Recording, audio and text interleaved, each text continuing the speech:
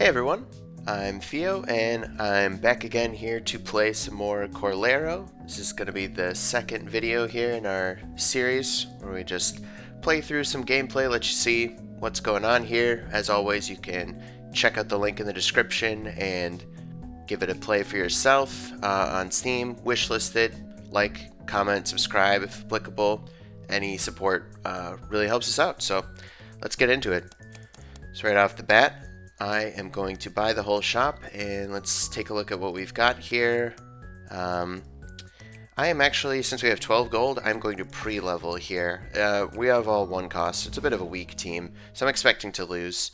Here we're playing as the Green Sect as our start, going up against the Hopeful Few. So, expecting a loss here with our early team. The nice thing with the pre-leveling here at 12 gold means that we will get our 1 interest because we stay at 10. And it does mean when our shop refreshes, we have an elevated chance to see 2s and a chance to see 3s. So, always going to take the loss here and see what we get. So we do actually see a really early 3, which is very powerful. And for my trait, I'm going to try to maximize the chance that I get things that work with our Sleazy Beak, because that could be a powerful snowball.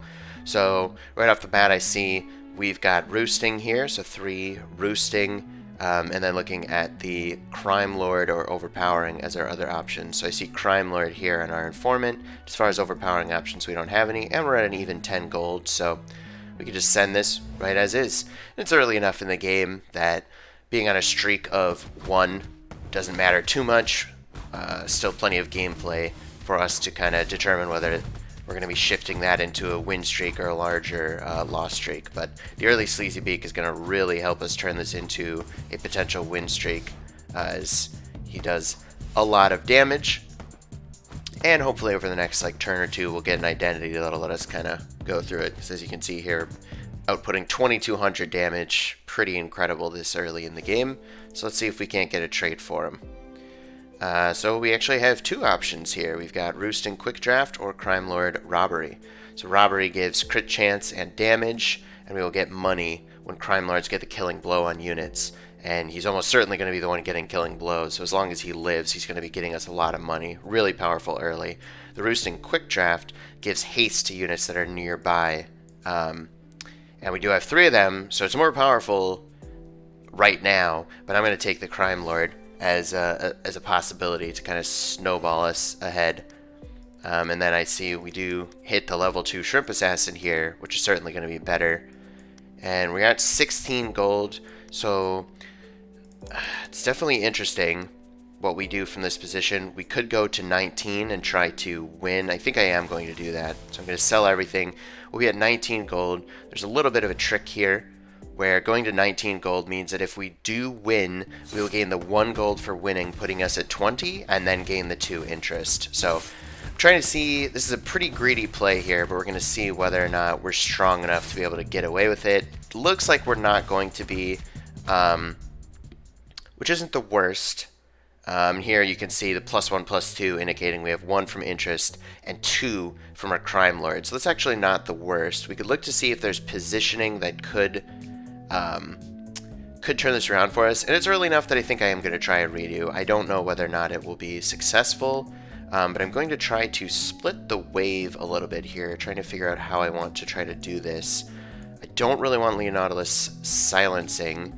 We could try something like this. Let's try this out, see if I can't get a little bit of threat on the Sleazy Beak, but looks like that's not going to pan out, so probably still going to be the same result, if I guess. And I could consider trying 1 more here, just because I think an aggro drop might be enough to turn this around, and it's just worth it, because I think we will be able to get on a win streak here. So I'm going to try 1 more, and maybe try some positioning like this. Let's try this out. So what I'm hoping is that the Sleazy Beak doesn't get silenced. He did drop threat, but he's going to immediately go down. So that's going to be a bad loss. But sometimes that's just how it goes. We're not going to be able to redo this again. It's fine just taking the loss here. Still got 2 gold from kills, so I think it was worth trying to get that going. And here we're at 27 gold, so really no reason not to just buy everything, try to play our strongest board, which probably looks something like this. And we could always level up here, spend 6, play another unit, but we're on a loss streak, and we're not really overly committed to wins or losses right now, and we can kind of see where it takes us from here. Mostly we care about getting kills with our trait, and it looks like we're going to be able to get a win here, I think.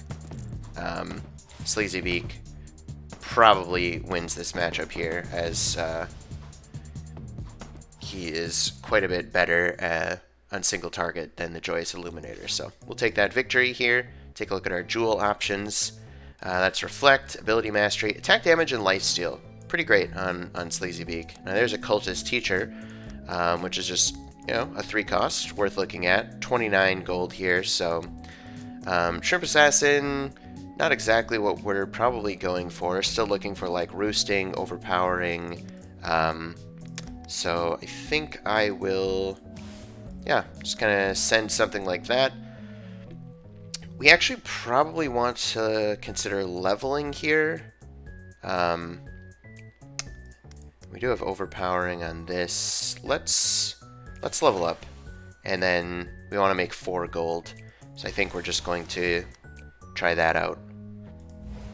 Stay at 30. This is a strong team. They've got 6 units to our 5. Heavy on the casters though, not much in the way of frontline. But we don't have that much either. So it looks like it's going to be Sleazy Beak versus the world here in a moment. I don't know that he's going to have what it takes to claw through this, though. Yeah, so unfortunately we're kind of going win streak, loss streak, but at least we are getting the 3 gold from Crime Lord. It's unfortunate we're losing health as this goes through. So there's another Crime Lord. We're going to have a trait coming up here, so we need to be kind of aware of that, as our identity right now is mostly Sleazy Beak. We do have some Stalker ideas here. Ideally, if we had Roosting and Overpowering options, that would be good. So the Basher is interesting. We could slot in the Basher, probably cut right there. Go with something like this, and just kind of roll the dice. I don't know that there's a great way without spending a lot of gold of like forcing our traits. We're not heavily committed to the Sleazy Beak. It is just our best unit currently, and would be good. Though that CC was pretty strong, but this looks like it's going to be a second loss. It's going to be a good loss here. We should be able to clean up the Boom Boom, and yeah, not a bad loss. Not going to take too much damage. Only taking 3, going to a loss streak of 2 here. And unfortunately, we did not get a trait for Sleazy Beak. We did get the Stalker trait, so we can get some stuns going. Then we've got Commander. So if we just take Commander, Stalker or Commander are mostly what I'm looking at here. So if we take a look for Stalkers, don't really have any options moving forward. And then looking at Commander, it's pretty much just Benny the Brain. And then as far as the effects, we get armor for survival, which would help out our front line a bit. And the stuns also could be helpful. We could get on 2 units. I think I'll end up going with the Stalker stun. I don't think either is particularly helpful. And then I will pick up the Preserver because it is a 3. It's 12 gold to level, which is probably cheap enough because we have this Basher, so we can level up here and sell the Basher, play the Shilsano Preserver. And then as far as the Stalkers, we kind of want to spread them out a bit if possible. So you can see here with the symbols where they're going to jump. So I'll just kind of corner these a little bit here, put them at least a bit further away, so it's very likely that they will stun different units and not overlap on that. And okay, so they're also playing Stalkers, so it's going to be pretty messy here right off the bat. Everything's going to kind of get chaotic. They do have Hasted, so they're far more aggressive with the damage output versus the crowd control of us, and the Stalkers were not able to stick to the Sleazy Beak. But double level 2 Shrimp Forker is a lot of threatening damage there and made pretty quick work of my pretty paper-thin front line. So I'm going to take that loss because that looked like it was going to be a tough one for us to turn around. I am going to cut the Shilsano Preserver for right now and just play another Benny.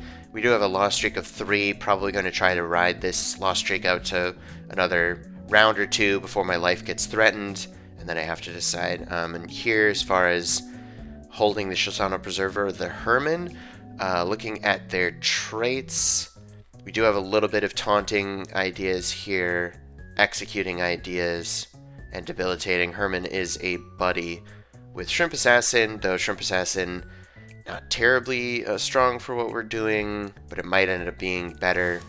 So I think we'll just grab that for right now and see where this takes us. Okay, interesting. We've got a recovery and demolitionist team. I don't think they have any demolitionists right now, so just see, not entirely sure where that team will end up going. I don't think we're going to be able to get through. We just do not have the damage output here to get through the front line. Just kind of farming some gold. Hopefully Sleazy Beak was able to get some kills and at least keep our economy in a good place here, which he wasn't really, so this might be worth a redo. But that being said, our interest is 5 still, which isn't the worst. I'm not sure. I think I'm going to try one redo just to see if I'm not able to make this like a little bit of a better loss here. I could try to double stun these Shrimp Forkers, and maybe I can cut through them, and maybe with some better targeting from Benny's, we might be able to deal with this front Shrimp Forker here. So let's just see if maybe there's some chance we can get through the front line and get some kills. So we took care of one of the Shrimp Forkers, and the second one dropped as well. So let's see if we've got enough to get through this Dr. Crab. It looks like we got it. Okay, that might actually be able to be a win. Yeah, so should be just based on the damage output and not having executing. I think most of these kills probably got to the Sleazy Beak, so we did get our 3, so it does break our streak up, but I was wanting to turn that around pretty soon here anyway. I'm pretty okay with the jewel that we have on Sleazy Beak. Some increased health is definitely what I'm looking for. Our front line is not very tanky right now, and I am going to try to turn this around, so I'm going to level aggressively here, try to stay above 40 if I can. Trait in 2 turns, so I'm just going to kind of buy more appealing units here. I do have 6 gold here, 9 now on the bench.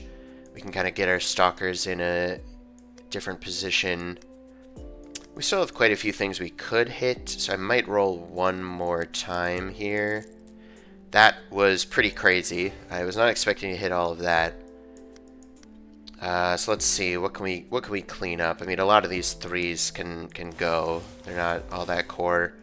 And then we can kind of look at what we've got here, see if there's anything. Preparedness is a buddy. Not entirely sure that's what we're going for here. I don't know. I don't think we're gonna play the joyous or the frenzy collar, excuse me. Yeah, like just spread out the stalker symbols a bit. Something like this I think is pretty good coverage on stuns.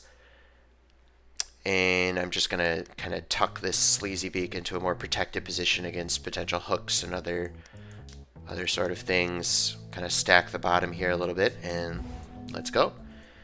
A lot of damage coming out from this team. Very strong front line, which is the weakness currently of our team. We're hoping during these stuns we can kind of punch through. We did get the level 2 Sleazy Beak, so our damage output is a lot stronger now, and we get a lot more value out of this stun now that we're able to threaten that. So 3 interest and 3 streak gold. Very nice. Wow, that's an early 4. It really doesn't fit what we're doing at all. I'll grab it, but I think it's probably just not something that we want to hold on to.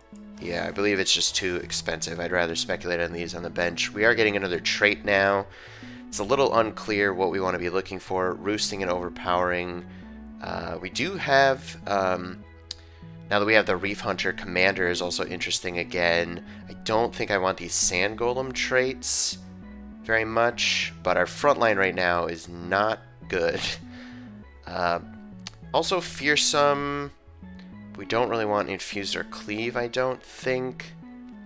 So I guess we'll just run this and we'll just kind of see what happens. But here's a nice pop-up here. I almost just fired up a battle playing only 6 out of 7 units, so probably should play the full amount of units. It's a good rule of thumb there. Okay, so we are going to have a hook coming in on our shrimp assassin right away. Everything's kind of balled up. Unfortunately, we don't have AoE, so it's just going to be down to our Sleazy Beak cutting through. Hopefully, a lot of these will get split up, but it is going to be Sleazy Beak versus everybody here, and I don't think he's going to be able to deal with this. We might be able to beat this with better positioning. This wasn't a massive blowout, but they are pretty strong. It does mean if we redo here, we won't be able to redo again, but we have a win streak of 2, and I think it's worth trying here. We could also level up and play an additional unit, and we are on turn 10, so I do think it's worth spending that gold just to improve our odds. And we could play our own Mako, but I don't know that that is necessary. I think I'm just going to put the informant back here as a little bit of bait, though maybe Tommy Tuscan might actually be worse, because informant could be just giving damage buffs to our Sleazy Beak, which would be pretty nice. And a stun on Herman. We could take a similar approach here and just try to stun the front line units and just try to cut through. And then a stun on, let's see, Herman maybe? Stun these 3. I think that might give us our best chance of success. So, yeah, let's give that a go. Let's see if being up an additional unit, and I think having slightly better positioning, hopefully we can cut through the Shrimp Forkers. We weren't quite able to kill them during the stuns, but it was still... we made very good headway there, dealt with a lot of the problems. Herman is still alive, but our Sleazy Beak is as well. I think, depending on the damage output here, the next crit is going to be big, whether or not he's able to finish him off here on that hit. Oh, okay, that should be, he should be around the corner now, should be able to take care of this, but that was dangerous. They were almost able to turn that around, but luckily we were able to extend the win streak and get the additional gold. So we do have preparedness with 3 units, empowering with 2, commander with a couple, so mastery for all of our units. We're not super big on our spell casts. Getting haste from empowering, I think, is probably the best for what we're looking at, so I am going to grab that, and we immediately see a Shadow Bite, which is fantastic.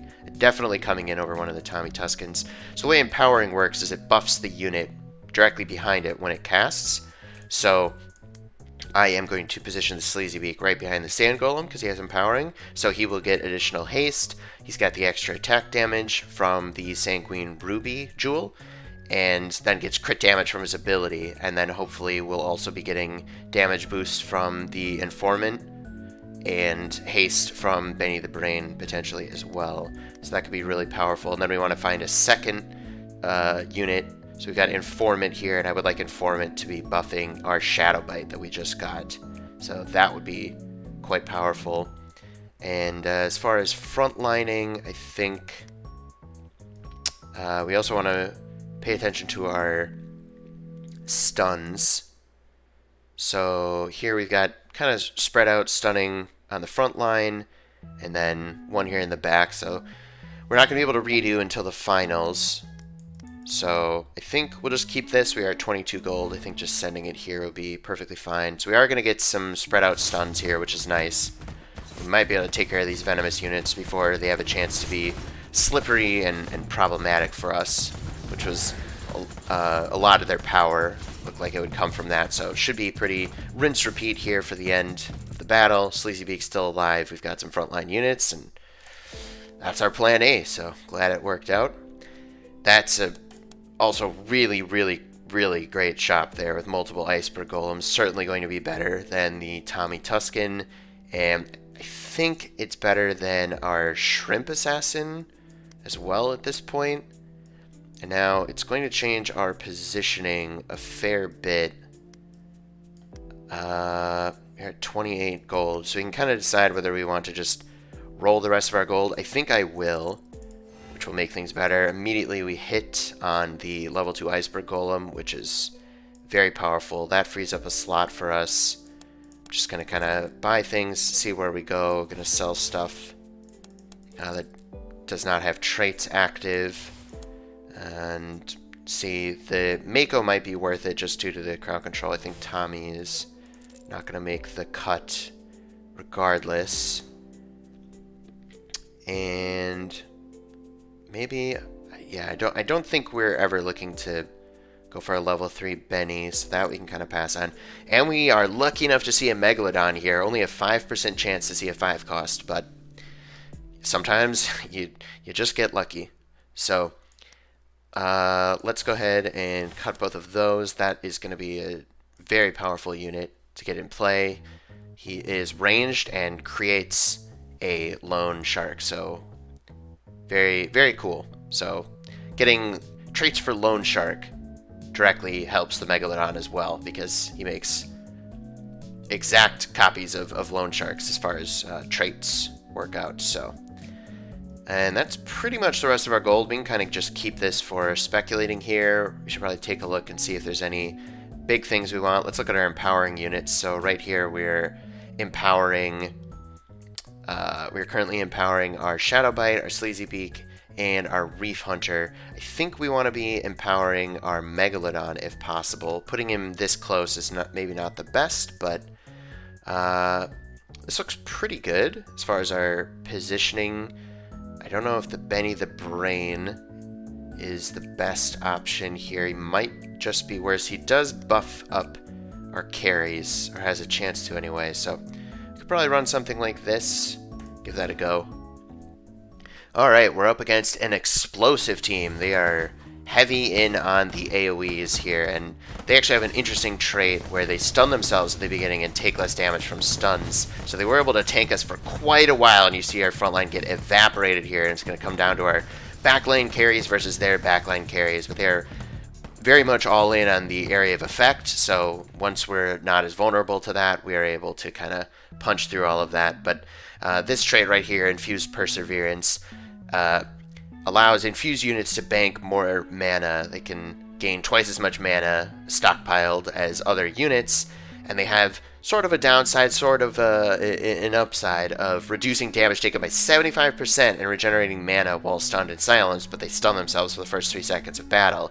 So our game plan is jump on them, stun them, well, they're already stunning themselves, and not really taking all that much damage, so you can kind of see them tank for quite a while in the beginning, and then around that point, as the stun fades, their entire team has Demolition as Double Blast, and they pretty much almost simultaneously got all of their casts off and obliterated our front line, and it was just backline versus backline, and luckily we were able to cut through that. But you can see here with the mitigation that both of these Frenzy Callers were able to mitigate more than our 4-cost level 2 Iceberg Golem, which is pretty powerful, being able to pick these kinds of damage traits here. And they do also have some healing from their ability and Fearsome Devour, giving crit and lifesteal on crits. So pretty cool team, pretty scary, definitely has some pretty polarizing matchups, and he almost got the better of us there. So final jewel pick, we can enhance the tankiness of our team with some health and armor and a front line.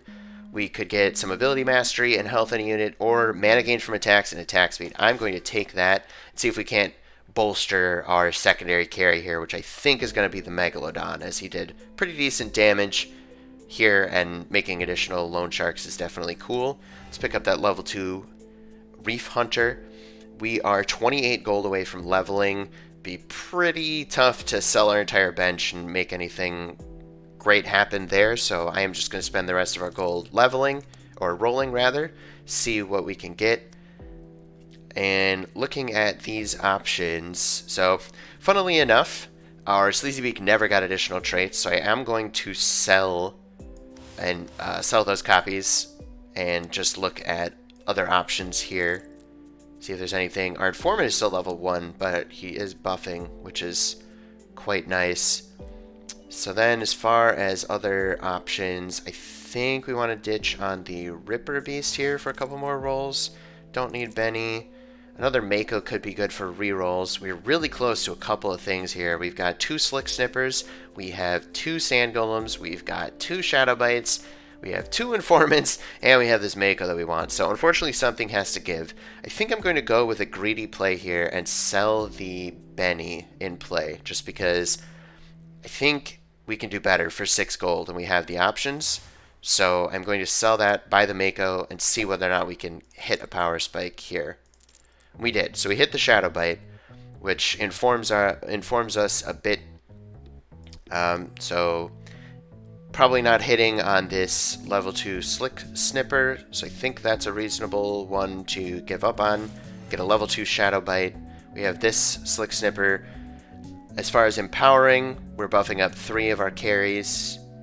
This all looks pretty good to me. We can debate on whether or not, as far as the healing goes, the lifesteal is appealing on both of these. I think I'm going to put it on the Shadow Bite, though it is close, because the Shadow Bite has the potential of outputting more damage and dashing through things and dodging, which makes the lifesteal better just because of mitigating and repositioning, but the Sleazy Beak is also dropping threat, which compounds the lifesteal bonus. So I think that's pretty much all there is for this run. I think I could see a world where we want to substitute some of these things in depending on the team, and I guess I'll just take a look. Our Stalker spread looks pretty good, empowering, buffing our carries. We've got Slick Snipper somewhere near the center for stuns. Let's go.